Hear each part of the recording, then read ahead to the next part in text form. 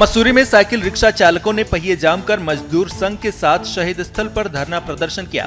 धामी सरकार के खिलाफ 3 दिनों तक ये धरना प्रदर्शन चलेगा।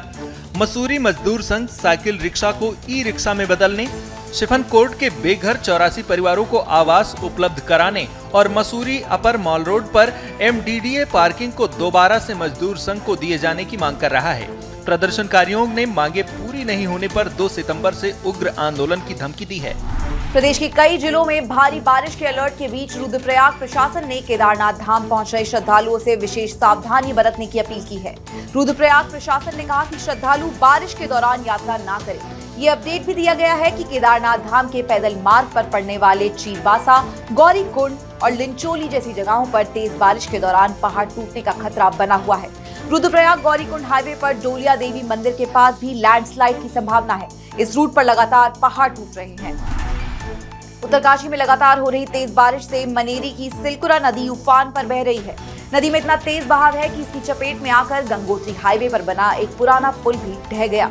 नए पुल की अप्रोच पर भी नदी के तेज बहाव से कटाव शुरू हो गया है, जिससे खतरा बढ़ गया है।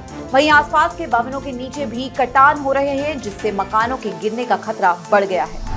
पहाड़ों में तेंदुओं का आतंक फिर से बढ़ने लगा है। टिहरी में घनसानी विधानसभा में आने वाले भोड़ गांव में 9 साल की एक बच्ची को तेंदुए ने अपना निवाला बना लिया। बच्ची स्कूल से लौटी थी और खाना खाकर अकेली अपने घर के आंगन में बैठी थी। उसके भाई बहन अंदर थे और मां मंदिर गई थी। इसी बीच झाड़ियों में घात लगाए तेंदुए ने बच्ची पर हमला कर दिया और इसे खींचकर झाड़ियों में ले गया। घर वालों को जब तक इसकी भनक लगती तब तक बहुत देर हो चुकी थी। काफी खोजबीन के बाद बच्ची का शत विक्षत शव घर से कुछ दूरी पर मिला। वन विभाग ने बच्ची के परिजनों को 4 लाख की आर्थिक मदद का चेक दिया है। तेंदुए को पकड़ने के लिए पिंजरे भी लगा दिए गए हैं। यह आदेश भी जारी कर दिया गया है कि अगर तेंदुआ पकड़ में नहीं आता तो उसे गोली मार दी जाएगी। 5 दिनों के भीतर टिहरी में तेंदुए के हमले में 2 बच्चों ने अपनी जान गंवाई है। हरिद्वार में भोलेनाथ की मूर्ति वाली कावड़ और बाहुबली कावड़ की शिव भक्तों में दिख रही है भारी डिमांड। भोले की मूर्ति वाली आकर्षक कावड़ को लेने वालों की कतार लगी हुई है। कावड़िए भोलेनाथ की मूर्ति को कंधे पर बिठाकर गंगाजल लेकर शिव मंदिरों की ओर जा रहे हैं। इसके अलावा बाहुबली शिवलिंग वाली कावड़ की भी खूब डिमांड है। ऐसी कावड़ बनाने वाले दुकानदारों का कहना है कि भोलेनाथ की मूर्तियों वाली कावड़ की कीमत 3000 से लेकर 9000 रुपए तक है, जबकि बाहुबली कावड़ शिवलिंग की कीमत 2000 रुपए से शुरू है और साइज के हिसाब से इसकी कीमत बढ़ जाती है। सावन की कावड़ यात्रा में दिख रहे हैं अनूठे रंग। हरिद्वार में नोटों से सजी दिल्ली की एक कावड़ ने लोगों का खूब ध्यान खींचा। 50-50 रुपए के नोटों से सजी इस कावड़ में कुल 53,000 रुपए के नोट लगे हैं। बारिश से नोट खराब ना हो, इसके लिए उन्होंने पॉलिथीन और प्लास्टिक से कवर किया है। नोटों वाली ये अनूठी कावड़ लेकर निकले दिल्ली के 6 शिव भक्तों की टोली ने बताया कि उन्होंने पिछली बार 20 रुपए के नोटों से कावड़ तैयार की थी। अगली बार उनकी कोशिश 100 रुपए के नोटों से कावड़ को सजाने की और इसके जरिए गंगा जल लाने की है। नोटों वाली कावड़ लेकर निकले शिव भक्तों का ये दल दिल्ली से ब्रह्मपुरी के मोनिया मंदिर में भगवान भोलेनाथ को गंगा जल अर्पित करेगा। मध्य प्रदेश के प्रसिद्ध बागेश्वर धाम के पीठाधीश्वर और बागेश्वर बाबा के नाम से चर्चित धीरेन्द्र कृष्ण शास्त्री ने सीएम धामी की तारीफों के पुल बांधे हैं। धीरेन्द्र शास्त्री ने उत्तराखंड में एक विश्वविद्यालय में हिंदू अध्ययन केंद्र खोलने और 4 धाम समेत अन्य प्रमुख मंदिरों के नाम से ट्रस्ट, संस्था और समितियां गठित न होने देने के फैसलों को लेकर धामी की सराहना की। वीडियो जारी करते हुए धीरेन्द्र शास्त्री ने मुख्यमंत्री पुष्कर सिंह धामी को लाडला और सच्चा धर्म रक्षक भी बताया। हमारे बड़े ही लाडले उत्तराखंड सरकार के मुख्यमंत्री बागेश्वर हनुमान जी के बड़े ही प्यारे श्री पुष्कर सिंह धामी जी के द्वारा हमको सूचना मिली। एक बहुत सुंदर निर्णय लिया गया।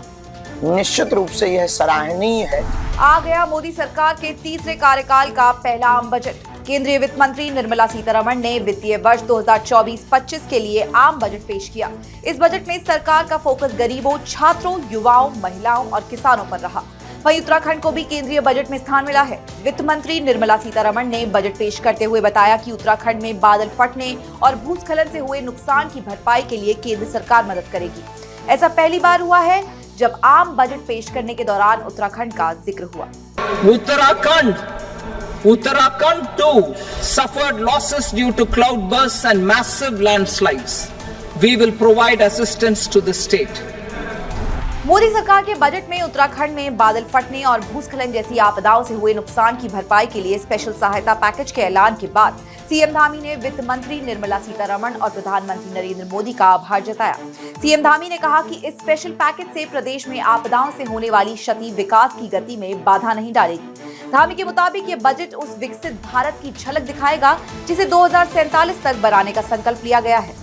आज का जो बजट देश के लिए आया है, उस बजट को प्रस्तुत करने के लिए मैं माननीय वित्त मंत्री निर्मला सीतारमण जी को बहुत उनका आभार व्यक्त करता हूं, धन्यवाद देता हूं कि ये बजट ऐतिहासिक बजट है, ये दूरदर्शी बजट है, समावेशी और सर्वस्पर्शी और सर्वग्राही बजट है। और निश्चित रूप से जो भारत की जनता ने आदरणीय प्रधानमंत्री मोदी जी के नेतृत्व में 5 सालों के लिए पूर्ण बहुमत की सरकार देश के अंदर बनाई है, उस सरकार का ये 5 सालों के अंदर किस प्रकार से काम होने वाला है, किस प्रकार से विकास की योजनाएं चलने वाली हैं, किस प्रकार से भारत हर क्षेत्र में आगे बढ़ने वाला है, ये बजट उसका एक स्वरूप है। और इसके लिए मैं निश्चित रूप से आदरणीय प्रधानमंत्री जी का धन्यवाद करता हूं कि विकसित भारत का जो संकल्प है, वो विकसित भारत का संकल्प सिद्ध करने में ये बजट मददगार साबित होगा। वहीं बजट को प्रधानमंत्री नरेंद्र मोदी ने अमृतकाल का महत्वपूर्ण बजट बताया। कहा कि यह आम बजट अगले 5 साल के लिए हमारी सरकार की दिशा तय करने के विकसित भारत की आधारशिला रखेगा। Indian wheelchair cricket premier league की 2024 की चैंपियन उत्तराखंड यूनाइटेड दिव्यांग क्रिकेट एसोसिएशन की टीम का मसूरी में जोरदार स्वागत हुआ। Mussoorie traders and welfare association ने टीम को स्मृति चिन्ह, प्रमाण पत्र और शॉल देकर सम्मानित किया। इस मौके पर उत्तराखंड दिव्यांग क्रिकेट टीम के लिए बनाई गई टी शर्ट को भी अनवील किया गया। उत्तराखंड दिव्यांग क्रिकेट टीम ने महाराष्ट्र की टीम को हराकर नेशनल चैंपियन का खिताब जीता है। उत्तराखंड की टीम ने लगातार दूसरी बार ये चैंपियनशिप जीती है और अब दुबई में अंतर्राष्ट्रीय स्तर पर हिस्सा लेने के लिए जा रही है। एक दिन पहले राज्यपाल लेफ्टिनेंट जनरल गुरमीत सिंह ने उत्तराखंड व्हीलचेयर क्रिकेट टीम की विजयी खिलाड़ियों से मुलाकात की थी और उन्हें भविष्य के लिए शुभकामनाएं दी थी। राज्यपाल ने कहा कि दिव्यांग क्रिकेट टीम की सफलता से राज्य का ही मान बढ़ा, बल्कि इससे दूसरे दिव्यांगजनों को भी प्रेरणा मिलती है।